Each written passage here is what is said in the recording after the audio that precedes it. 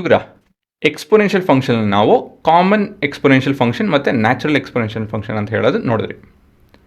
ಇಲ್ಲಿ ನಾವು common logarithm function ಮತ್ತು ನ್ಯಾಚುರಲ್ ಲಾಗರಿಥಮ್ ಫಂಕ್ಷನ್ ನೋಡ್ತೀವಿ.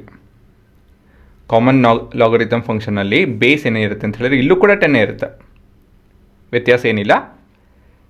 How do you represent it? Log of x ಅಂತ ಹೇಳಿದ್ರೆ log of 100 it is equal to 2. Log of 100 to the base 10 ಅಂತ ಹೇಳೋದು ಕೂಡ 2. So this both are examples of representing natural log, common log. ಆಯಿತಾ, ಎರಡು correct ಏನೇ, ಏನು ಬರಲಿಲ್ಲ ಅಂತ ಹೇಳಿದ್ರೆ 10 ಇದೆ ಅಂತ ಹೇಳಿ ಲೆಕ್ಕ. ಮತ್ತು ಎಕ್ಸ್ಪೊನೆನ್ಷಿಯಲ್ ಇದು ನ್ಯಾಚುರಲ್ ಲಾಗ್ ಇದು. So here too we have that e ಅಂತ ಹೇಳೋದು ಇಲ್ಲೂ ಬರುತ್ತೆ.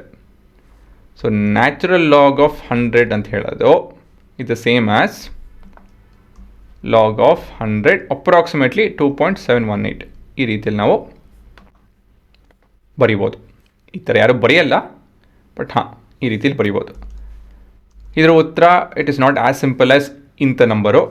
ಅಫ್ಕೋರ್ಸ್ ಇಲ್ಲೂ ಕೂಡ ಕಾಂಪ್ಲಿಕೇಟೆಡ್ ನಂಬರ್ ಬರೋಕ್ಕೆ ಸಾಧ್ಯ ಇದೆ, ಅದು ಸಾಧ್ಯತೆ ಇದೆ. ಬಟ್ ಇಲ್ಲಿರೋ ಅಂಥದ್ದು ಇವಾಗ ತಕ್ಷಣಕ್ಕೆ ನ್ಯಾಚುರಲ್ ಲಾಗ್ ಆಫ್ 100 ಬಂದು 4.61 ಅಪ್ರಾಕ್ಸಿಮೇಟ್ಲಿ 4.61. ಸರಿನಾ? ಸೊ ಈ ರೀತಿಯಲ್ಲೂ ಬರಿಬೋದು, ಇಲ್ಲ ಅಂತ ಹೇಳಿದ್ರೆ ಈ ರೀತಿಯಲ್ಲೂ ಕೂಡ ಬರಿಬೋದು.